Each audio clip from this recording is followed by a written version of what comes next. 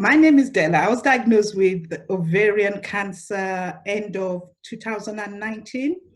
I had a few symptoms that I wasn't clicking that it was cancer again, because I had breast cancer 10 years ago. And I was feeling so uncomfortable, couldn't eat, lost weight. And then I went to Nigeria that October for breast cancer awareness month, but I wasn't really myself. I wasn't eating, the usual thing, but I didn't go to my doctor then. And I wish I did, but I was just thinking it was going to be IBS or something. I was self-medicating. I came back around the 12th of October. Then I went to see my GP on the 14th of October. On the 14th of October, we started doing tests and things. And I think what one of my GP, because I saw two different ones, one said, oh, it might be constipation, get some prune juice. I got some prune juice, that wasn't working. And I went back again. And the other one said, oh, I'll give you Gaviscon. That still didn't work. Then I was told to do some blood tests. So when I did some blood tests, I think I was called on a Friday. I was at work that Friday, and they said, oh, you need to go to A&E. So this is now around the 18th of November. So this is where we now were suspecting something was wrong.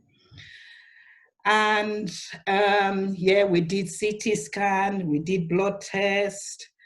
And I think by then, there's this, is it ascites, that's it. They were taking fluid out. I think they took almost 20 liters of fluid, because that was causing problem before we could even get to really what type of cancer have you got. So anyway, it was up and down, up and down. We finally got it diagnosed on the 18th of November. And when I got into clinic, the journey started, because I've already had cancer before. I said, oh, let's just get on with it. What's this all about? And, da, da, da. And I was thinking it would be nice as easy, like, I wouldn't say breast cancer was easy, operation, chemo and everything, but this was the other way around. We had to do the chemo to shrink before before the operation. But anyway, I did my chemos and everything, but we found out I wasn't able to have an operation because I had a hysterectomy that went wrong. And I saw my surgeon and he said, look, I wouldn't recommend you to have a surgery now, because, your quality of life might even get worse than what we are trying to do to improve, your quality of life. Anyway, so I skipped having the operation.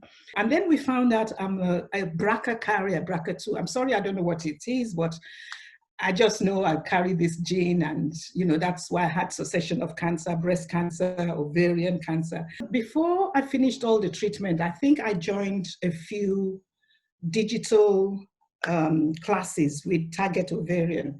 And actually somebody put me in touch with another lady. She's, I think, on Target Ovarian's website as well. And I read all about her. I said, okay, she survived, I'll survive. That's all I always think about. Like, as long as somebody, my color survives, that's fine. Anyway, I joined Target Ovarian, and we had, we're still having classes. We have yoga classes and tea and chat. And I met a lot of people. I was always asking questions. So that really helped me this time round. With breast cancer, I wasn't as open. It was still like, ooh, a taboo subject. That was 10 years ago. But this time round, I think the journey, I found it much easier and better to control. I'm doing exercise, getting myself involved, just trying to find out how I can help myself. But when you're with other people that have gone through it, they can tell you the symptoms, what to expect. But I'm looking forward to meeting people of this community for me to learn more as well. So see you there. Bye.